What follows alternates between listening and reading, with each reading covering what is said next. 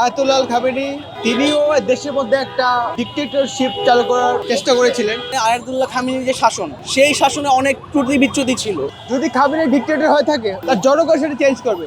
মার্কিন যুক্তরাষ্ট্রের তো কোনো এখতিয়ার নাই যে অন্য দেশে গিয়ে তার সার্বভৌমত্ব ভেঙে গিয়ে লঙ্ঘন করে গিয়ে সে অ্যাটাক করবে বা ওই দেশের প্রধানকে মেরে ফেলবে। ইরানে আয়াতুল্লাহ খামেনির যে শাসন, সেই শাসনে অনেক ত্রুটি বিচ্যুতি ছিল। সেখানে নারীদের অধিকার নিয়ে নারীরা শঙ্কিত ছিলেন, সেখানে মানুষজন তাদের কথা বলার স্বাধীনতার ছিল না, সেগুলো যেমন সত্য, পাশাপাশি এটাও সত্য ইরান কিন্তু মার্কিন সাম্রাজ্যবাদের বিরুদ্ধে মধ্যপ্রাচ্যে একমাত্র দেশ হিসেবে মাথা উঁচু করে দাঁড়িয়েছিল। ইরানের রেজিমটাও নিজেরা ডিক্টেটর ছিল এবং তাদেরকে যদি ফেলে দিতেই হয় তাহলে ইউএসএ কোনো মদত দেয়, সেটা তাদের জনগণ যদি ডিসাইড করে তাহলে সেটা তারা করবে।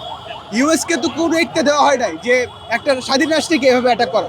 ইরানে যে বাস্তবতা চলছে সেখানে ইরানের শাসক কে হবে বা ইরানের শাসক কতটুকু যোগ্য বা জনগণের কাছে তিনি কতটুকু গ্রহণযোগ্য সেটা নির্ধারণ করবে ইরানের জনগণ। আয়াতুল্লাহ খামেনির যে শাসন, সেই শাসনের ভুল ত্রুটির সমালোচনা করেই বলতে চাই, আয়াতুল্লাহ খামেনি পাশাপাশি আমেরিকার বিরুদ্ধে, ইসরায়েলের বিরুদ্ধে তার যে অবস্থান, সেই অবস্থান মার্কিন সাম্রাজ্যবাদ এবং সারা বিশ্বব্যাপী সাম্রাজ্যবাদ শক্তির বিরুদ্ধে একটা ভালো দৃষ্টান্ত ছিল। বর্তমানে যে আমেরিকা ইরানে যে হামলা করছে সেই হামলা আমরা কোনোভাবেই সমর্থন করতে পারি না, বরং আমরা স্পষ্টভাবে আমেরিকা এবং ইসরায়েলের যে হামলা সেই হামলার বিরোধিতা করি এবং আমেরিকা এবং ইসরায়েলের যে হামলা সেই হামলার বিরুদ্ধে সারা বিশ্ববাসীকে সচেতন হবার আহ্বান জানাই। আমেরিকার সাম্রাজ্যবাদ সে দেশে দেশে যুদ্ধ বাধায়া মানব সভ্যতাকে ধ্বংসের মুখোমুখি করতে চায় এবং সেখান থেকে সে অস্ত্র ব্যবসা করতে চায়। তারই লক্ষ্যে এই যে ফিলিস্তিন ইসরায়েলের যুদ্ধ, সেই যুদ্ধ এখনও চলমান। আমেরিকাই মূল বা জনগণের শত্রু, ফিলিস্তিনের শত্রু, মানব সভ্যতার শত্রু। আমরা যেটা দেখতে পাই, ইউএসএ যে অযাচিত কোনো রাষ্ট্রের সার্বভৌমত্ব লঙ্ঘন করে ঢুকে পড়ে তাদেরকে আধিপত্য বিস্তার করা, সেটা একটা আঞ্চলিক ভয়াবহ অবস্থা সৃষ্টি করে। মধ্যপ্রাচ্যে আপনারা যেটা দেখতেছেন যে এটা কিন্তু শুধু ইরানের উপর অ্যাটাক না, মধ্যপ্রাচ্যে ইউএস এবং পশ্চিমারা তাদের আধিপত্য কায়েম করার জন্য এই প্রক্রিয়াগুলো চালু করতেছে, এই আগ্রাসনগুলো। নেতানিয়াহু তার তো এই গণহত্যার দায়ে অবশ্যই বিচার হবে একদিন না একদিন, কারণ এই মার্কিন সাম্রাজ্যবাদের যে ক্ষমতা, ইসরায়েলের যে ক্ষমতা, সেই ক্ষমতা চিরস্থায়ী হবে না। সারা বিশ্ববাসী এই গণহত্যার বিরুদ্ধে ঐক্যবদ্ধ এবং আপনারা সবাই জানবেন ইসরায়েলের নিজের দেশে এই নেতানিয়াহুর যে গণহত্যা, তার বিরুদ্ধে অহরহ প্রত্যেক দিন প্রতিরোধ হয়। ইসরায়েলের মানুষজন যারা এই গণহত্যার বিরুদ্ধে, তারাও মাঠে নামছেন। আমেরিকার মানুষজন মাঠে নামছেন, যারা এই যুদ্ধের মদদ দিচ্ছে, যুদ্ধ ঘটাচ্ছে।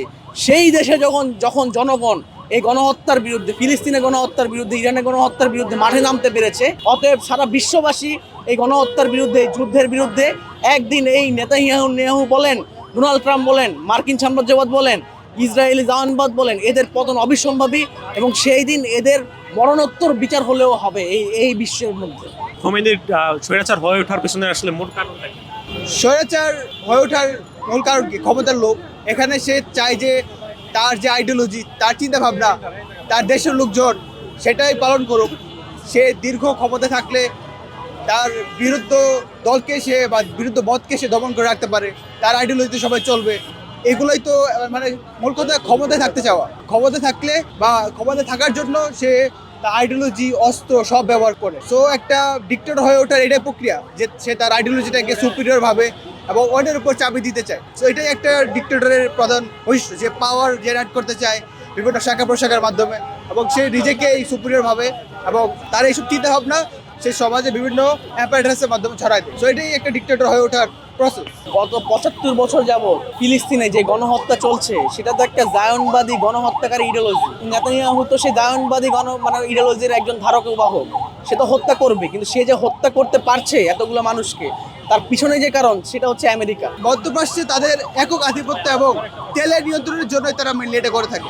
সো এটা একটা সাম্রাজ্যবাদীদের আচরণ। তারা তাদের হেজিমনিটাকে ক্রিয়েট করার জন্য, তারা বিভিন্ন বেস করে অস্ত্র ব্যবসা করার জন্য তারা এই ধরনের ফাংশনগুলো চালু করে থাকে।